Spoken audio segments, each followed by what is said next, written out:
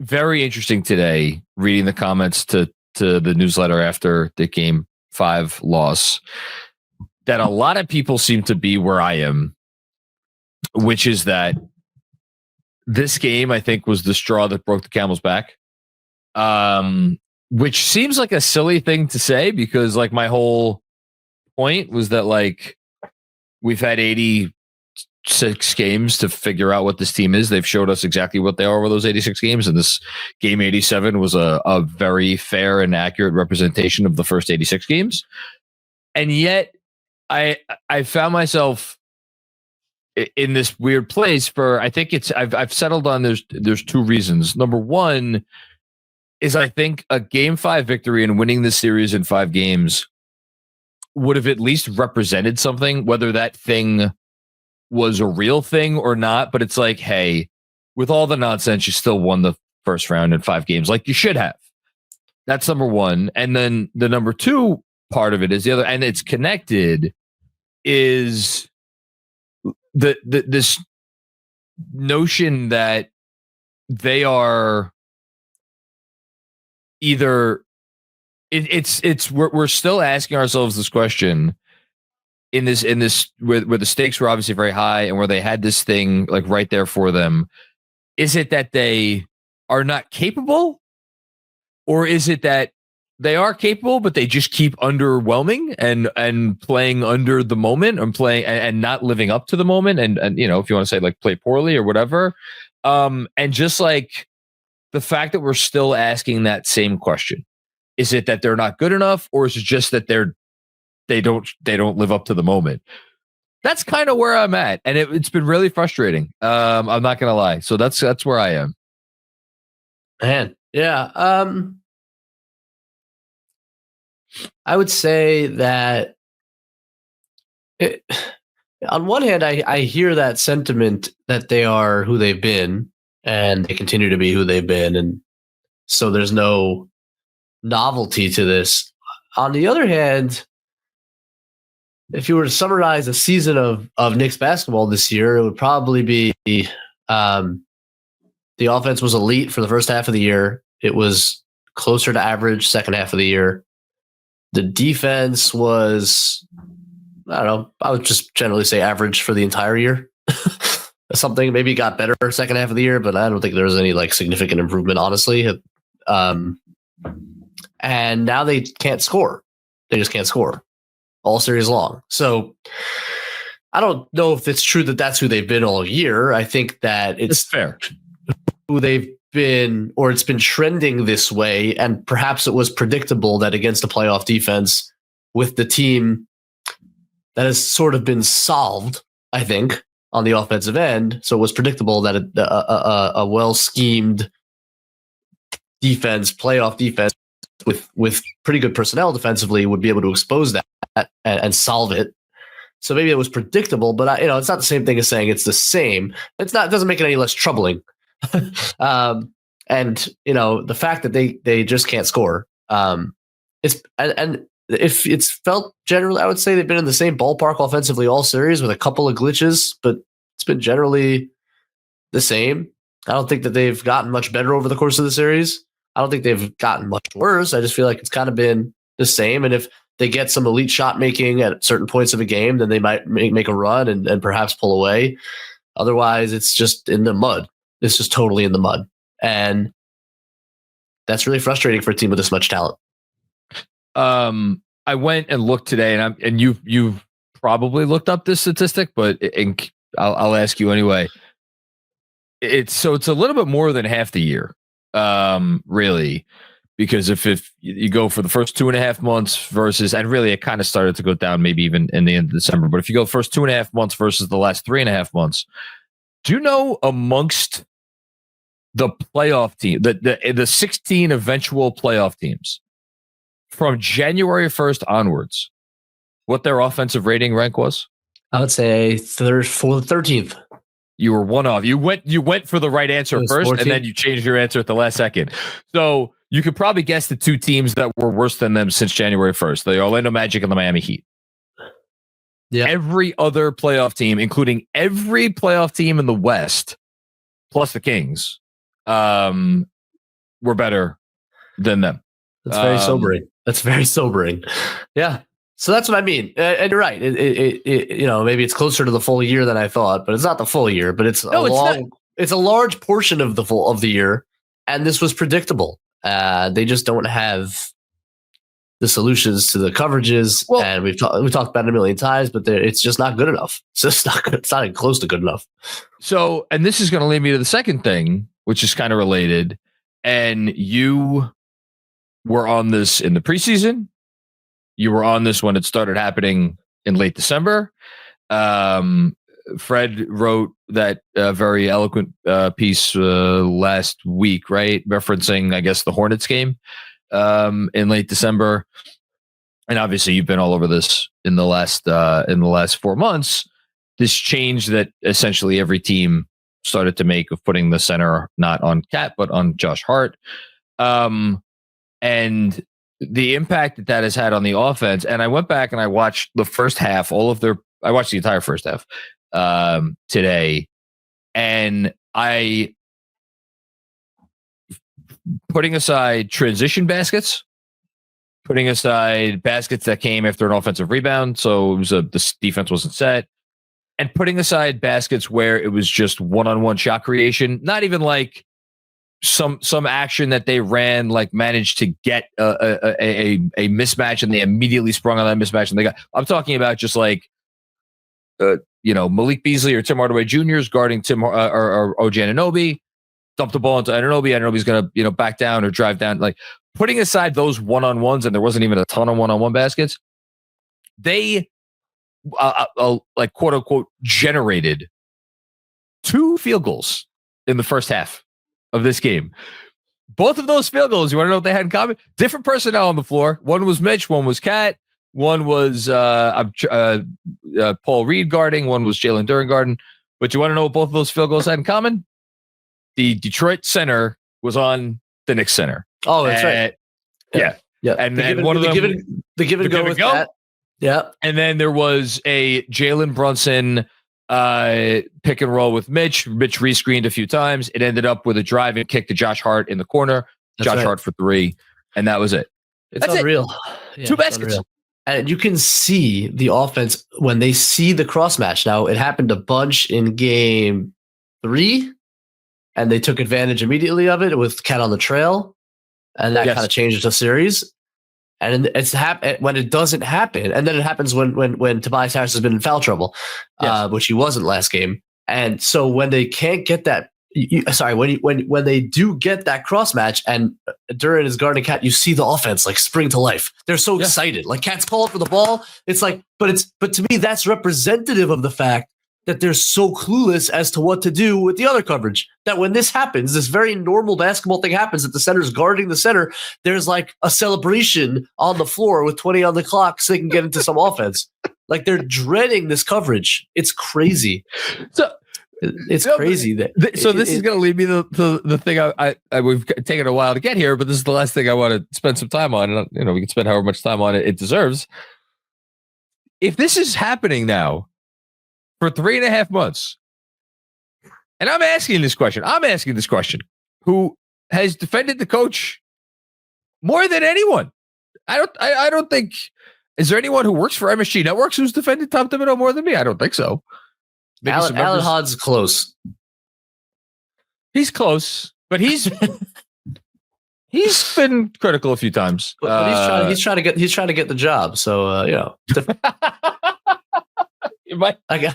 we're on Patreon. I can say it. Nobody clip that. Continue. Please don't. No, we're all friends here. We're all friends of the pod. Friend of the pod, Al Hahn, the great one. Yes, I know he is great. Here's my problem. And we're you are a lawyer. I used to be a lawyer, so our brains. I'd like to think work a certain way. And the way my brain works is that if I can't logic out the answer for myself, it is difficult for me to place blame. That's always where I go, knowing full well that I'm not an NBA basketball coach, and the NBA basketball coach who has the job should have far more solutions. And I guess in that sense, I should be able to be more critical. But I'm in this place where I'm like, they've had it 4 months, if not 6 months, if not 7 months, to try to figure this out. And the fact that they are seemingly no closer to the solution. And then I'm like, okay, well, how could I? This doesn't make any sense. But then I go back to like, okay, what is the solution? Like, I feel like I'm a fairly smart person. What's the solution? Because I think they've tried to spring Cat in different ways. I think obviously we know they've tried to use Josh Hart and get him involved in different ways. And like they're trying all these things, and it doesn't seem like any of it's working. So that's what I'm asking you, the unfair question that I can't answer, because this is where I've arrived at. So it's a really complicated issue, and I do not pretend to know all the answers. I guess I want to come at it in a couple different ways. Please. One of my criticisms, which I think goes beyond whether an offensive mastermind will come in next year and fix it. That's if they have the same personnel. Will the Kenny Atkinson of next year, whoever that is, come into this team and immediately the offense opens up and is creative and interesting? It could be more creative and interesting. I don't think anybody questions that. They don't run a ton of actions. It's not quick passing actions, generally speaking. Now that has to do with Jalen Brunson as well and his style as well as the coach. But put all of the stylistic and schematic stuff aside for a second in terms of like the playbook. He hasn't tried to force defenses away from it at all. Despite, again, as we've talked about many times, having a seed essentially locked up for the entire last 30 games of the season or whatever.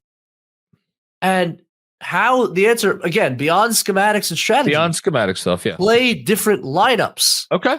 That's the answer. So maybe there's not a solution to this lineup. Maybe there is no coach that could solve it. Let's assume that for a second.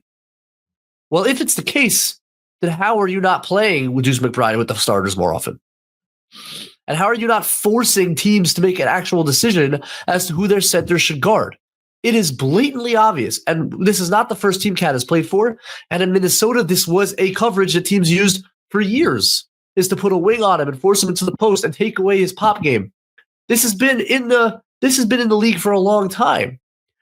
And there are things about Cat that make it difficult for him to exploit because he's good in the post, but he's not great in the post. No. You know what he's great at? Shooting threes. And if you take that away, you turn him from a great offensive player to a good one. And if he's a good offensive player, then this Knicks offense isn't good enough. So to me, the number one object in Tim's mind for the second half of the year should have been, how do I force centers to guard Karl-Anthony Towns? And he never even tried to answer that question. Yeah. That to me is the biggest criticism, because I'm not sure there's a solution. I've suggested things that I think the playbook could be more creative. I think that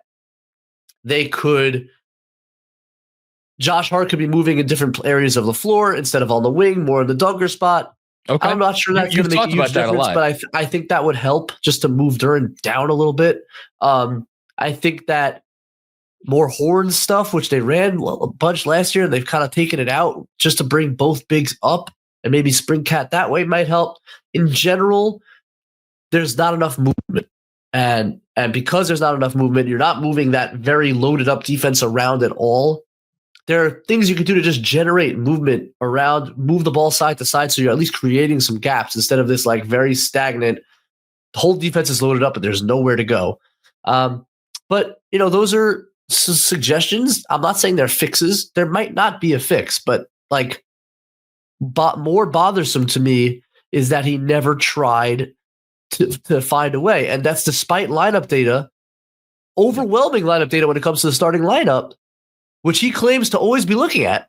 Yeah. He's big on saying, lineup data. Well, hello, your starting lineup that played more than any lineup in the league by a gazillion minutes was a neutral lineup. For how long? They were a negative lineup for the last couple months of the season.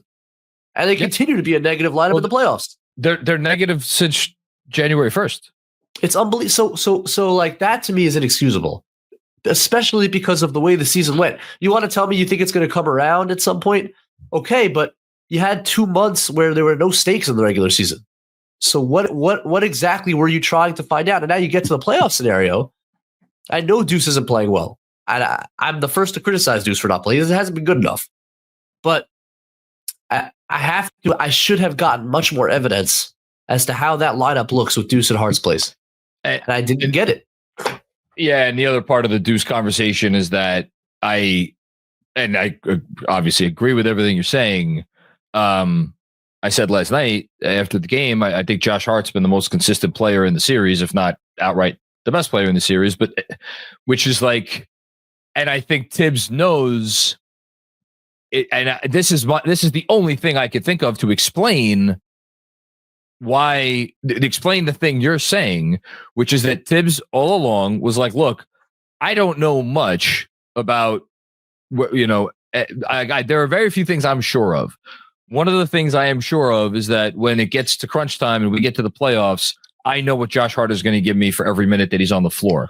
And I think that singular mental block, if I had to guess, explains why we didn't see exactly the thing that you're suggesting.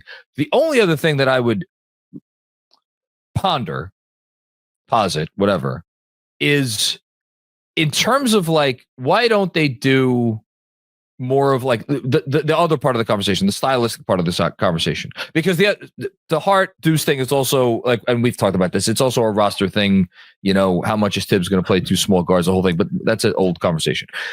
With the stylistic part of it, I wonder how much of it has to do with Jalen Brunson and how much Jalen Brunson likes playing a certain way. Now, is that an excuse? That's not necessarily an excuse, but like, and that's what I think about. You mentioned Kenny Atkinson. Now, I don't think Donovan Mitchell has played necessarily a different brand of basketball this year, but he has certainly changed his approach in some major capacity. And I wonder if this is leading maybe towards something along those lines. Yeah, I think there's something to the fact there's a lack of ball handling in the starting lineup outside of Brunson. That too. So where do you go to generate anything else with him off the ball? He has to do a lot of the ball handling because, again, there just isn't much else there. But you've heard the team talk about it. It's like all about pace and movement, and we don't do it enough. And that's, I think, primarily directed at Jalen Brunson. But I think Tibbs, as a low risk, we know a couple things. He absolutely adores and loves Jalen Brunson more than anyone in the world, like a dad, understandably so. Yep. And he doesn't want you to turn the ball over. Nope. And which they did, by the way, a fuckload. And Brunson did. And that, yes. and I guarantee if you were to ask Tibbs why they lost that game. Yes. I actually didn't listen to his post-game press conference today, but I would imagine that he probably cited turnovers first and foremost. And he's not wrong. Yes. And he's not wrong about the rebounding. He's not wrong about the turnovers. Like, people get all over him when he says these things, and he's right. If they do control the controllables, they're going to beat the Pistons. But the question is it about beating the Pistons? And like, if your offense was where it should be, it's a great line. Yeah. If the offense is where it's supposed to be, we're not talking about beating the Pistons in 6 games, hopefully. And I hate it. I feel like a hypocrite because it's you're in a first round playoff series against they're a good team. They're tough and they're good. And the Knicks, and I'm trying to enjoy the playoff moment and respect the opponent and give credit. Like, the Knicks hopefully will win this series in 6, and that's not like some kind of ultimate failure. And I feel like we're talking about it that way. And it is still year 1 of this experiment. And maybe they do need a refresh at coach. And I'm not giving up on the whole thing, even though maybe it sounds like it. I might be giving up on the whole thing with Tibbs at the helm. I think they might need a refresh of the offense. And I think that maybe is what's healthiest for this team. And in that sense, this game, and I talked about this with you a little bit offline, I thought this loss had a significant potential impact on Tibbs' future on this team. There was something about the way it went down that to your point, they could have gotten out in 5, even if they didn't deserve it. Yeah. But okay, you beat the dude you were supposed to beat in 5, which is exactly what you should do. Now, if you're talking process over results, I don't think any of us felt like that was a 5-game series, even had they won last night. No. And probably if this front office was a purely process-minded front office, it maybe shouldn't matter. But I think it matters that it could have been a 5-game series, and now it's not. And you've been in the mud all series against this team that you should be really superior to. And it's not even like the Pistons are playing good offense. God knows they're not. They're turning the heck out of the ball over all the time. They're shot the 3 very poorly. Their 2 best shooters have shot the ball poorly. Cade's been good, but certainly not great. He's been B+. The way that he's talked about on these national pods, man, like he's doing some he's had his fourth quarter last night was great. Yeah, not gonna argue there, but otherwise, really high turnover, shooting. Like, what do we like? I don't know. People get a little carried away, but that's okay. Point is, this is not a team that this should be this close, and I think it speaks to a larger issue.